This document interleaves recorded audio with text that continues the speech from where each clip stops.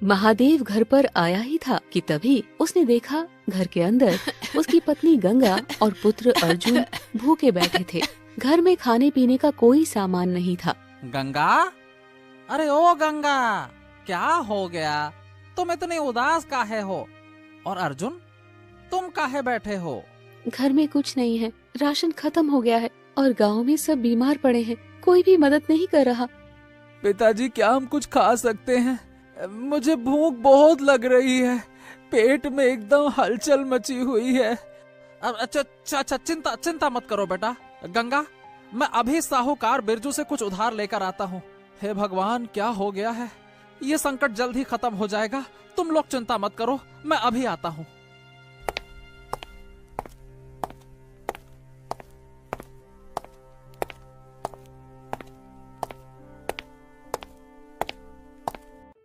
अब साहूकार जी, मुझे आपसे कुछ मदद चाहिए।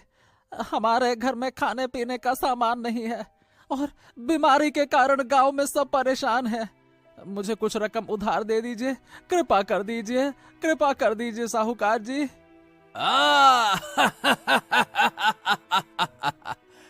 अरे तुम लोग ही परेशान नहीं हो महादेव, पूरा गांव महामारी से जूझ रहा है, हैं? केवल तुम ही नहीं, देखो मैं तुम्हें उधार तो दे दूंगा भैया, लेकिन ब्याज मैं अपने तरीके से लगाऊंगा। हाँ, लेना हो तो बताओ, समझे क्या कुछ? आप ठीक है, जब ये महामारी खत्म हो जाएगी तो मैं आपका सारा कर्जा चुकता कर दूंगा साहूकार जी। आप बताइए क्या है क्या नहीं, दे दीजिए मुझे। तुम्हें कर्जा तो चुकाना ही पड़ेगा महादेव, भैया याद रखना इतना, जब भी मैं तुमसे अपनी रकम वापस मांगने आऊंगा तो तुम्हें पूरी रकम ब्याज सहित लौटानी होगी, ठीक है ना? महादेव धन से कुछ राशन खरीदकर वापस अपने घर पर आ गया। उसकी पत्नी गंगा और पुत्र अर्जुन उसकी ओर उत्सुकता से देखने लगे। महादेव ने सामान लाकर रख दिया। देखो गंगा, देखो मैं साहूकार से उधार लेकर आया हूँ, राशन भी अब घर में आ गया है, चलो हम सब कुछ खाते हैं। हाँ, मुझे विश्वास है कि यह महामारी जल्द ही खत्म हो जाएगी। पिताजी, आप लेकर आ गए, लेकिन आपने साहूकार से कर्जा क्यों लिया? सब जानते हैं कि वो मनमानी ब्याज लगाकर गरीबों की संपत्ति हड़प लेता है। अरे अर्जुन, खुद को कम नहीं आंकना चाहिए। याद रखना, हम लोहार हैं बेटा, लोहार हैं, लोहार लोहे का आकार भी बदल सकते हैं। हमें अपनी मेहनत पर भरोसा करना चाहिए। अरे बेटा, जब ये महामारी खत्म हो जाएगी और जब सब कुछ ठीक हो जाएगा ना, मैं साहूकार बिरजू का कर्जा यूं आसानी से चुका दूंगा। हाँ। अपने पिता की बात सुनकर अर्जुन चुप हो गया। महादेव और उसका परिवार भोजन खाकर चैन की नींद सो गया, मगर रात में अचानक तेज बारिश होने लगी। महादेव, महादेव, देखो बाहर क्या हो रहा है, ये क्या हो रहा है? हाँ, क्या बारिश? अरे इतनी तेज बारिश ये अचानक कैसे शुरू हो गई? हे भगवान, मेरी दुकान की छत भी टूट गई। महादेव और उसके परिवार ने बाहर जाकर जब देखा तो उनकी दुकान और लोहे का सामान टूटी हुई छत की वजह से खराब हो चुका था। अगले दिन महादेव अपनी दुकान खोलकर अपने जंग लगे औजारों को देख रहा था कि तभी महाजन और उसका साथी भीमा वहां आ पहुँचे। अरे ओ महादेव, ए भैया महादेव, आ जाओ, महादेव की जय हो, बाहर निकलो बेटा। कहाँ हो? कर्जा वापस लेने आया हूँ, ब्याज सहित। आ जाओ, बाहर आ जाओ। साहूकार जी, आपने मुझे थोड़ा सा कर्ज दिया था, उस पर इतना भारी ब्याज क्यों लगाया? अगर मैं अपना घर और दुकान भी बेच दूं ना, तो मैं इसे नहीं चुका सकता। ए भैया महादेव, तुमने कर्जा लेते समय साफ साफ कहा था कि तुम मेरी मनमानी ब्याज पर राजी हो, कहा था कि नहीं कहा था? अब ये क्या हो गया तुमको? तुम ऐसा काहे कह रहे हो? अरे तुम तो जानते हो ब्याज मैं अपनी शर्तों पर ही लगाता हूँ, तभी तो पैसा दिया था, अब काहे पलट रहे हो? हैं? यह मनमानी ब्याज नहीं है महाजन, यह तो सरासर अन्याय है। अरे तुम मुझे पागल समझते हो क्या? तभी वहाँ पर गांव का मुखिया आ गया। अरे बिरजू महाजन, महादेव की टूटी हुई छत की वजह से देखो तो सही, उसका सारा लोहा खराब हो गया है। उसे कर्ज चुकाने के लिए समय चाहिए भाई। तुम कैसे इतनी जल्दी कर्जा वापस मांगने आ सकते हो, हैं? खुद सोचो। तुम गांव के मुखिया हो तो तुम बताओ मुझे, मैं अपना कर्जा वापस कब मांगू? बताओ, क्या मुझे अब इंतजार करना चाहिए या फिर अपना कर्जा भूल जाना चाहिए? क्या करना चाहिए तुम बताओ। देखो बिरजू महाजन, महादेव को कम से कम 1 महीने का तो समय दे ही सकते हो ना। वो कहीं तुम्हारा पैसा लेके भाग थोड़ी रहा है, क्यों? सही है ना?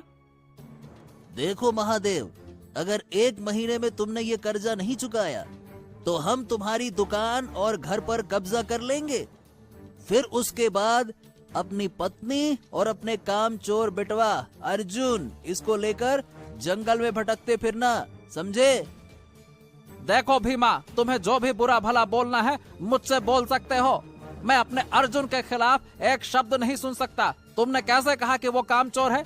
बकवास बंद करो। बकवास तुम बंद करो महादेव। अरे तुम्हारे बेटे अर्जुन को कौन नहीं जानता? पूरे 20 साल का हो चुका है, लेकिन अभी तक अपने बाप की कमाइयों की रोटी तोड़ रहा है।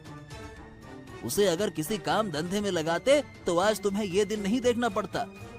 भीमा और महाजन महादेव को अपमानित करते हुए वहाँ से निकल गए। शाम को महादेव उदास होकर अपने घर पर आ पहुँचा। महादेव को उदास देखकर उसकी पत्नी गंगा उससे बोली, क्या हुआ, आप उदास क्यों हैं?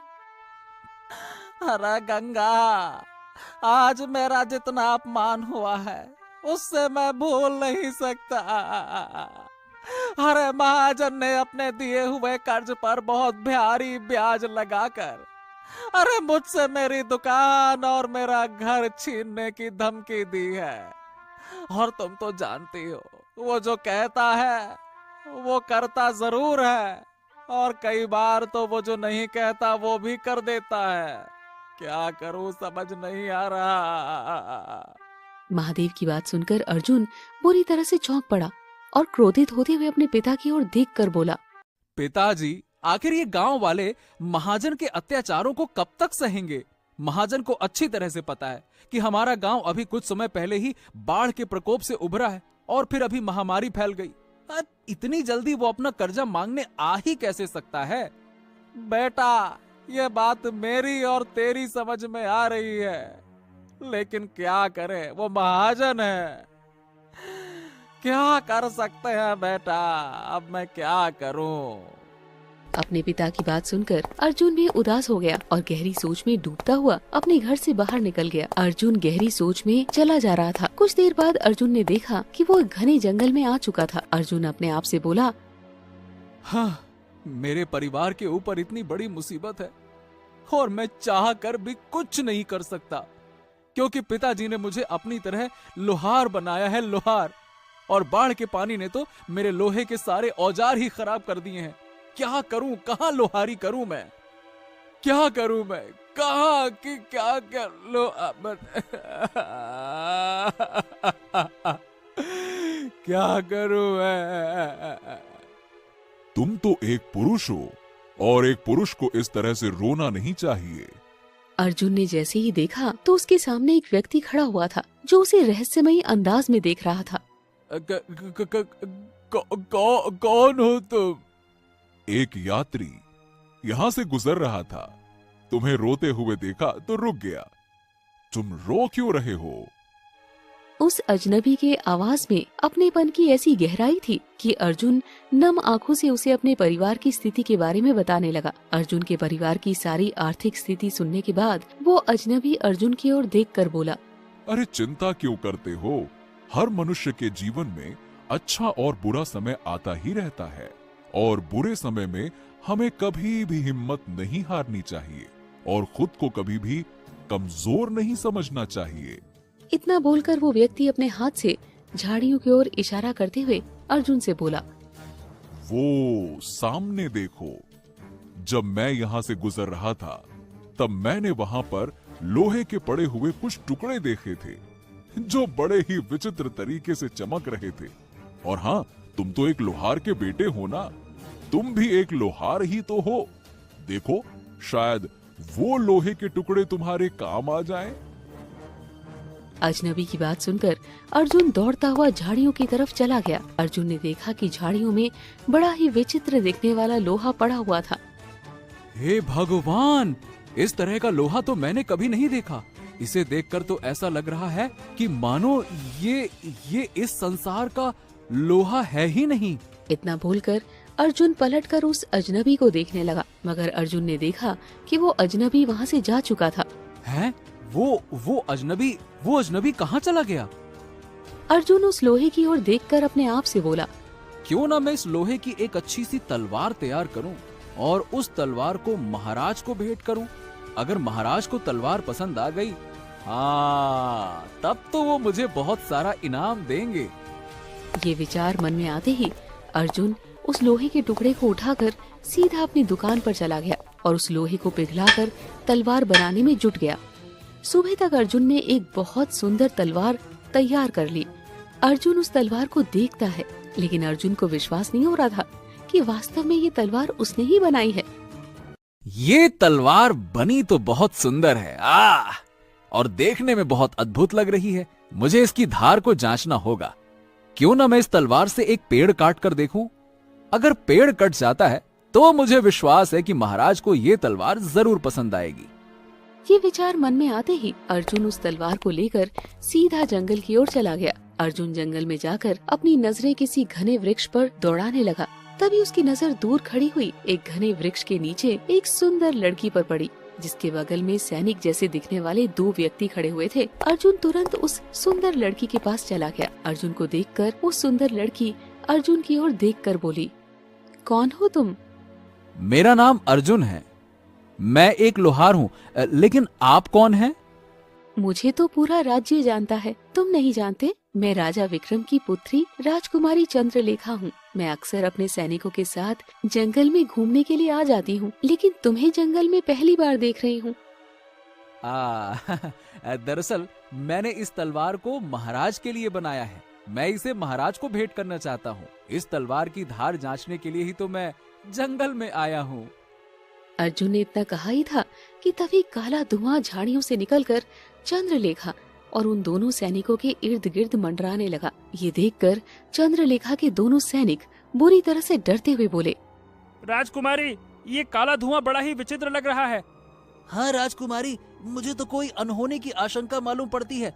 हमें यहाँ से तुरंत राजमहल की ओर निकलना होगा। चलिए महारानी, चलिए।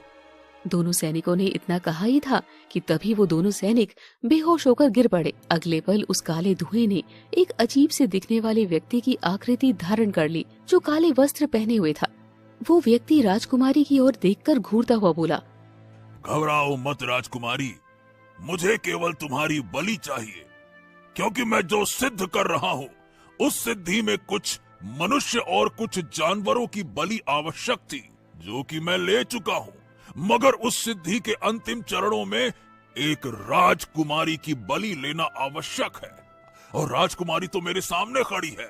तुम्हारी बलि लेने के बाद मैं अमर हो जाऊंगा, और फिर उसके बाद इस संसार का कोई भी शक्तिशाली व्यक्ति मुझे मार नहीं सकता। कौन हो तुम? मेरा नाम है जादूगर काल भैरव। मुझे बचा लो, मुझे बचा लो। राजकुमारी को नुकसान पहुंचाने की सोचना भी नहीं काल भैरव, नहीं तो तुम्हारा अंत अच्छा नहीं होगा। मेरा मुकाबला बड़े से बड़े तांत्रिक और साधु नहीं कर सकते। तू तो एक मामूली साधारण मनुष्य है। जादूगर ने इतना कहा ही था कि तभी उस तलवार से रंग बिरंगी किरणें निकलने लगी, जो कि जादूगर के शरीर पर पड़ने लगी। जादूगर बुरी तरह से तड़पते हुए बोला, ऐसे कैसे संभव है? लगता है ये कोई साधारण मनुष्य नहीं। फिलहाल मुझे यहाँ से जाना होगा। इतना बोलकर जादूगर वहाँ से गायब हो गया। जादूगर के गायब होते ही दोनों सैनिक होश में आ गए। राजकुमारी चंद्रलेखा अर्जुन से बोली, तो तुम जादूगर हो? अरे नहीं नहीं राजकुमारी, मैं कोई जादूगर नहीं हूँ। लेकिन तुम्हारी तलवार से एक रोशनी निकली जिससे जादूगर डर गया। मुझे स्वयं नहीं पता था राजकुमारी कि ये तलवार इतनी चमत्कारिक होगी। राजकुमारी अपने गले से हीरो का हार निकालती हुई अर्जुन को देती हुई बोली, मैं कल तुमसे इसी समय फिर मिलने आऊंगी। मैं हमेशा से तुम्हारे जैसे बहादुर नौजवान से मित्रता बढ़ाना चाहती थी। लेकिन राजकुमारी, वो जादूगर आपका अपहरण करना चाहता है। आप यहाँ आकर खतरा मोल मत लीजिएगा। मुझे अब जादूगर से कोई खतरा नहीं, तुम जो हो मेरी सुरक्षा के लिए। इतना बोलकर राजकुमारी चंद्रलेखा अपने दोनों सैनिकों के साथ वहां से चली गई। अर्जुन उसी दिन राज्य में वो हीरो का हार बेच आया। हीरो का हार बहुत ही अधिक स्वर्ण मुद्रा का बिका। अर्जुन तुरंत मुद्राओं को लेकर महाजन के घर पर चला गया। महाजन अपने साथी भीमा के साथ बैठा हुआ था। हाँ, क्या बात है भैया अर्जुन, बताओ काहे को आए हो तुम मेरे घर? हाँ तो महाजन जी, ये रही तुम्हारी रकम, वो भी सूद समेत। अब मेरे पिता से कुछ भी मत कहना और मेरी दुकान और मेरे घर की ओर नजर रखने की सोचना भी मत। अरे तुम्हारे पास इतना धन कहाँ से आया? तुम्हें इस बात से कोई मतलब नहीं कि मेरे पास धन कहाँ से आया है। तुम्हें इस बात से मतलब होना चाहिए कि तुम्हारा कर्जा मिला या नहीं मिला। इतना कहकर अर्जुन वहां से चला गया। अर्जुन के जाते ही महाजन अपने साथी भीमा से बोला, हे भीमा बेटा, इसके ऊपर नजर तो रखो, ससुरा कुछ गड़बड़ लग रहा है, देखो क्या करता है ये। अर्जुन और राजकुमारी चंद्रलेखा अब रोज रोज जंगल में मिलने लगे। देखते ही देखते उनकी मित्रता प्रेम में बदल गई। एक दिन भीमा ने उन दोनों को मिलते हुए देख लिया। वो सीधे महाजन के पास जाकर सारी घटना बताते हुए बोला, महाजन जी, राजकुमारी चंद्रलेखा तो अर्जुन से प्रेम करने लगी हैं। अगर ऐसा ही हाल रहा तो वो दिन दूर नहीं कि जब अर्जुन एक राजकुमार बन जाएगा, और अगर अर्जुन राजकुमार या राजा बन गया तो फिर तो तुम जानते ही हो कि वो हम दोनों का क्या हाल करेगा। हाँ, मैं अर्जुन को आगे बढ़ते हुए किसी भी कीमत पर देख नहीं सकता। हैं? बताओ क्या करूं मैं, तुम बताओ। एक उपाय है। मैंने सुना है कि जंगल में एक जादूगर तंत्र क्रिया कर रहा है जो कि बहुत ही शक्तिशाली है। हाँ, हमें उस जादूगर से मदद मांगनी चाहिए। हाँ, तुम सही कहते हो, चलो मेरे साथ चलो।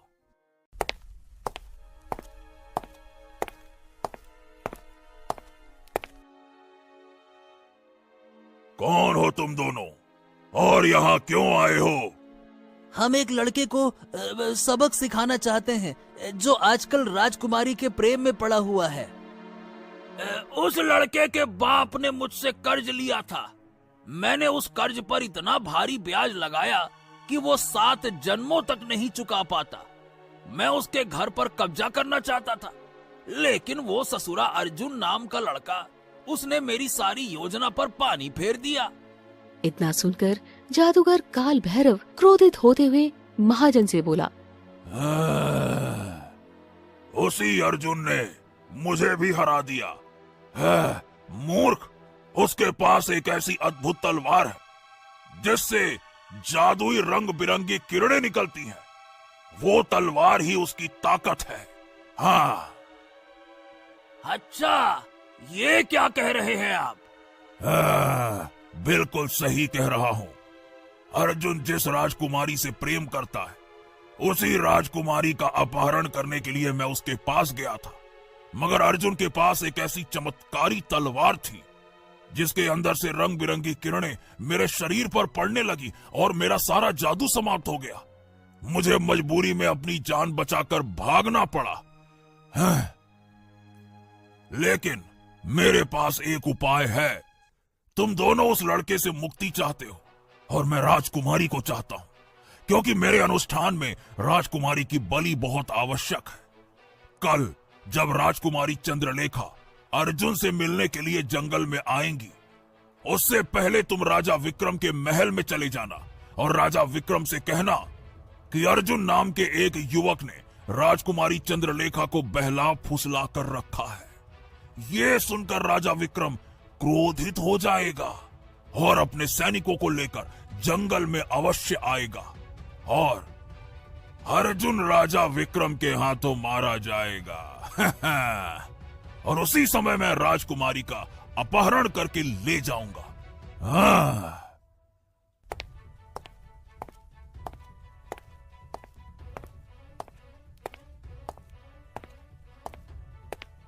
महाराज महाराज महाराज महाराज, राजकुमारी चंद्रलेखा मेरे गांव के एक युवक के प्रेम में पड़ गई हैं और वो युवक न जाने कितने युवतियों को धोखा दे चुका है। मैंने जैसे ही देखा मैंने कहा महाराज को सूचित किया जाए। क्या बात कर रहे हो? अगर तुम्हारा आरोप गलत निकला तो मैं तुम्हें मौत के घाट उतार दूंगा। अरे महाराज कैसी बातें कर रहे हैं? अगर आपको मेरी बात पर विश्वास नहीं होता तो आप अभी और इसी समय मेरे साथ चलकर स्वयं अपनी आंखों से देख लीजिए। राजकुमारी चंद्रलेखा अर्जुन नाम के उसी युवक के साथ हैं। जल्दी चलिए महाराज।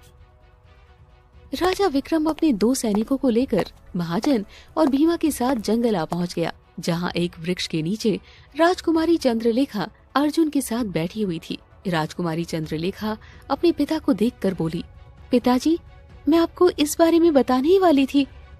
बस चंद्रलेखा बस, इससे आगे एक शब्द मत कहना। मुझे इस युवक की सच्चाई पता लग गई है। पहले मैं इसे मारूंगा और बाद में तुमसे बात करूंगा। कौन हो तुम? मेरा नाम काल भैरव है, मूर्ख राजा। अब मैं तेरी पुत्री का अपहरण करके उसकी बलि दूंगा। तुमने अपना काम बिल्कुल समय पर किया। मैं तुम्हें इसका अवश्य इनाम दूंगा। समझ गया। इसका मतलब तुमने उस युवक के बारे में मुझसे झूठ कहा था। देर मत करो अर्जुन, अपनी इस तलवार को उस जादूगर के सामने करो। इस तलवार से निकली हुई जादुई किरणों को दूसरी बार ये जादूगर बर्दाश्त नहीं कर पाएगा। जल्दी करो। अर्जुन ने ठीक वैसा ही किया। तलवार से तेज रोशनी निकलकर जादूगर के शरीर पर पड़ने लगी और जादूगर काल भैरव जलकर राख हो गया। कौन हो तुम? मैं इस जंगल का वन देवता हूँ। काफी समय से ये जादूगर मेरे जंगल में मासूम मनुष्यों और जानवरों की बलि ले रहा है। मैं इसका सीधा मुकाबला नहीं कर सकता था। इसका मुकाबला एक दिव्य लोहे की बनी हुई तलवार से ही किया जा सकता था। जब तुम मुझे जंगल में अकेले मिले तब मैं समझ गया कि तुम एक कुशल लोहार हो जो एक तलवार बना सकते हो। मैंने ही उस दिव्य प्राचीन लोहे के टुकड़े को वहां पे फेंका था। मैं जानता था कि तुम तलवार की धार को जांचने के लिए दूसरे दिन जंगल अवश्य आओगे और राजकुमारी चंद्रलेखा भी घूमने के लिए आएंगी और जादूगर काल भैरव राजकुमारी चंद्रलेखा का अपहरण करने के लिए जरूर आएगा।